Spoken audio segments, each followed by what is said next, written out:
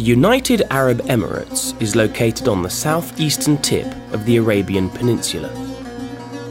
The UAE is a federation of 7 states, or emirates, formed in 1971.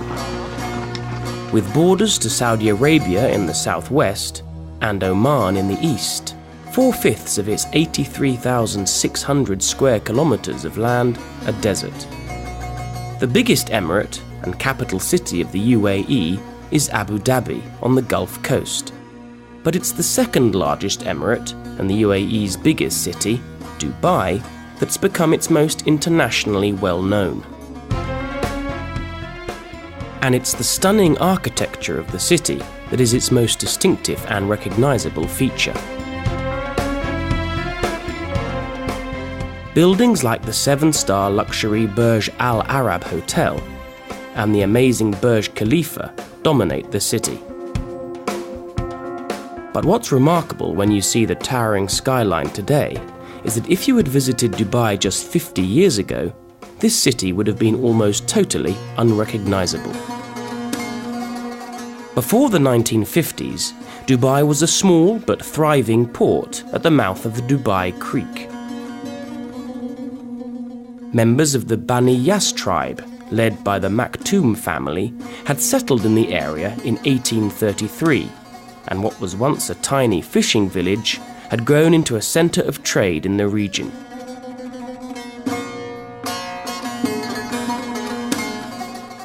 Traders from Iran and India brought their fish, spices, pearls and fabric by boat to sell at the market, or souk.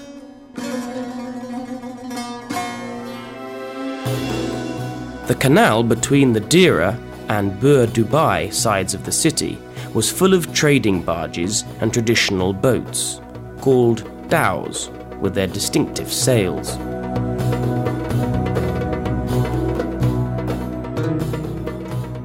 But in the 1960s, everything started to change.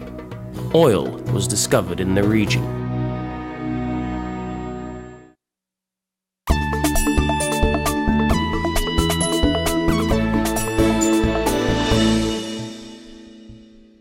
Today, it's impossible to think about Dubai without thinking about its extraordinary architecture. With more than 60 buildings over 200 meters high, skyscrapers dominate the heart of the city. 2 of the most talked about structures are the Burj Al Arab and the Burj Khalifa.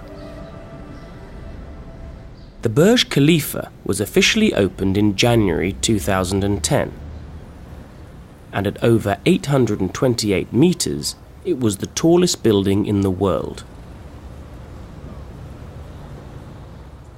Remarkably, it only took 1,325 days to build the tower. At one point, there were over 12,000 people working on the tower at the same time, with workers from 100 different countries. The building cost about $1.5 billion. There are thousands of people living and working on the 160 floors of the tower.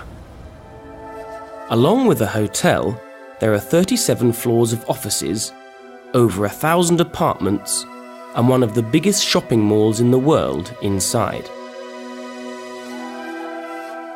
On level 124, there's an observation deck with stunning views across the city and coastline. By Dubai standards, the Burj Al Arab Hotel is almost an historic building, and a short one too. The hotel opened in 1999 and stands at a mere 321 meters.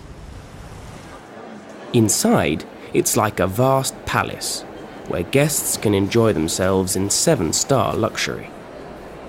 But it's the distinctive shape of the building that has made it an architectural icon. The hotel stands on a man-made island 280 meters from the coast, and its design mirrors the shape of the sail of a traditional Arabian dhow. In this way, the contemporary building is linked with the city's heritage as a trading port. This connection between the past and present is something that can easily be lost in the forest of modern metal and glass high-rise structures.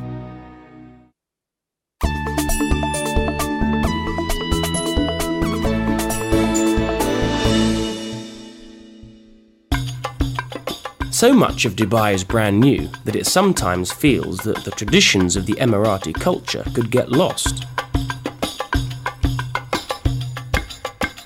But there are elements of traditional architecture that are not only being preserved, but becoming increasingly popular in modern designs. Aylin Orbashla is an architect who has worked extensively in the Middle East.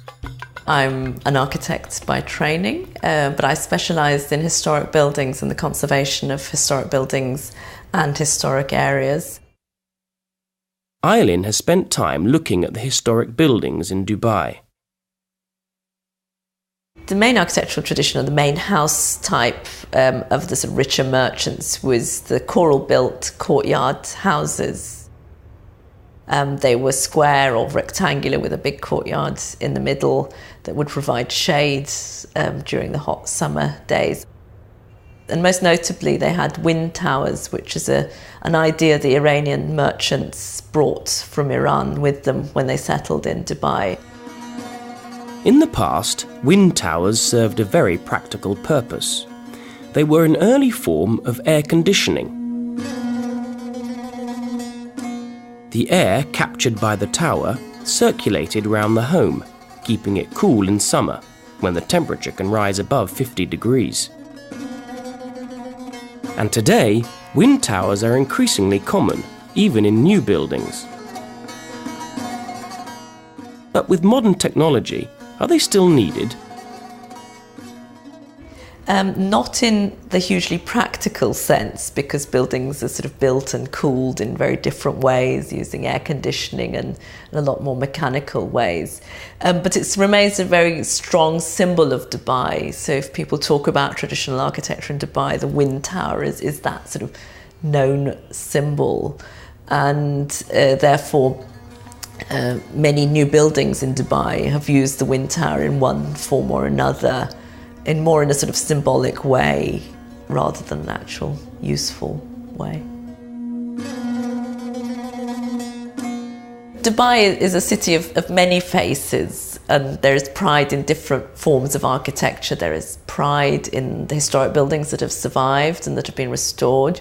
There is pride when people choose to use the wind tower in their architecture, in their buildings, and they are sort of well talked about amongst locals. At the same time, they're very proud of technological innovation and buildings that are breaking boundaries, that are the highest, the biggest, and gradually moving towards buildings that are highly energy efficient and things. So there is pride in all these different elements. So, like the sale of the Burj Al Arab, the architectural design of the wind tower is a strong symbol of both old and new Dubai. And it's this combination of old and new that makes the city such an interesting place for architecture.